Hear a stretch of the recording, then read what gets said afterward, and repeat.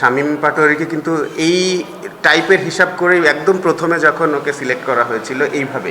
তো আমরা আসলে অল্প সময়ের মধ্যে অনেক বেশি আশা করে ফেলছিলাম ওর উপর। ওই সময় এটা ও একটা প্রেশারে ছিল, যে কারণে ওই সময় খুব একটা ভালো হয়নি এবং ও এটা ইমপ্রুভ করেছে ওর।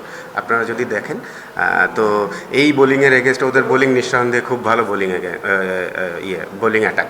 তো এই অ্যাটাকের এগেনস্টে যদিও ভালো করতে পারে, আমার কাছে মনে হয় যে এখন মোটামুটি সে মানে প্রপার রেডি ইন্টারন্যাশনাল ম্যাচের জন্য। এখন হয়তো আপনারা মাঝে মধ্যেই দেখতে পারবেন এরকম ব্যাটিং বলে আমি আশাবাদ। আর চোখের শান্তি ডেফিনেটলি, যখন টিম জিতবে, ভালো করবে প্লেয়াররা, এর থেকে শান্তি আমাদের কাছে আর খুব একটা অন্য কিছুতে তেমন একটা পাই না। শুয়ে বসে ফাইন লেগের উপর দিয়ে দুর্দান্ত খেলে দিন শেষে টাইমিংটা করে স্কোর পায় 4-6, কেমন লাগে?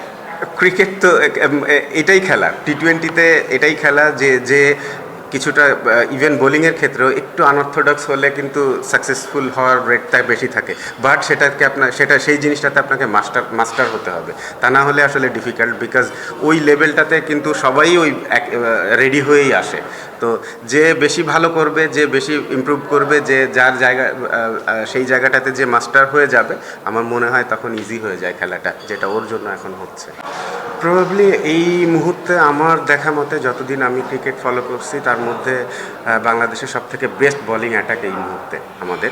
এটার কারণ হচ্ছে আমাদের আগে স্পিনার কিন্তু আমাদের সবসময় মোটামুটি কম বেশি ছিল, ইন্টারন্যাশনাল লেভেলে ভালো হতো, বাট পেস বোলিং রেগুলার বেসিসে ভালো হতো না।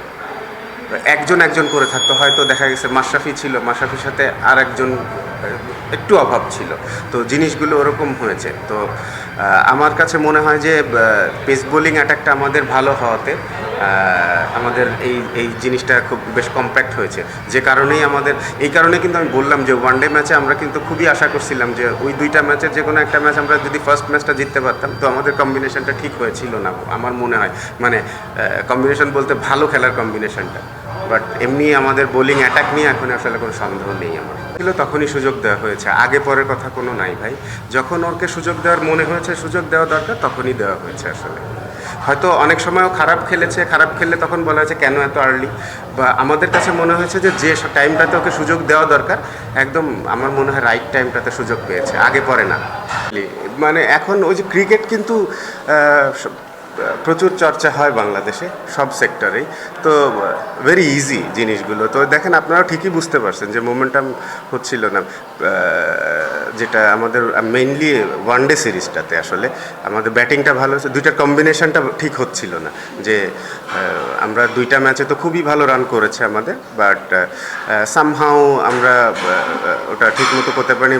এটা আমি ডেফিনেটলি বলবো যে কিছু সময় ছিল যে মোমেন্টামগুলো আমাদের আমরা পাইনি তা না, বাট মোমেন্টামগুলো হাতছাড়া হয়ে গেছে, আমরা প্রপার ইউটিলাইজ করতে পারিনি ওই টাইমগুলো। বাট টি-20তে এসে কিন্তু দেখা যাচ্ছে যে জিনিসগুলো ক্লিক করছে, মোটামুটি দুইটা সেক্টরেই একই সাথে করছে। এই কারণেই কিন্তু আমার কাছে মনে হচ্ছে আজকের যে ম্যাচটা, যদিও খুব একটা বড় রান ছিল না, তো তারপরেও আসলে বোলাররা আউটস্ট্যান্ডিং বোলিং করেছে। তার মানে এটাই হচ্ছে কম্বিনেশন, যে কখনো কোনো সেক্টরে যদি একটু স্লিপ করে, তো ওইটাকে রিকভার করা, যদি আরেকটা সেক্টরে এসে রিকভার করে, দ্যাট ইজ কম্বিনেশন। এবং মোমেন্টামের ইউজ হয়েছে, প্রপার ইউজ এই ম্যাচে আমি বলবো।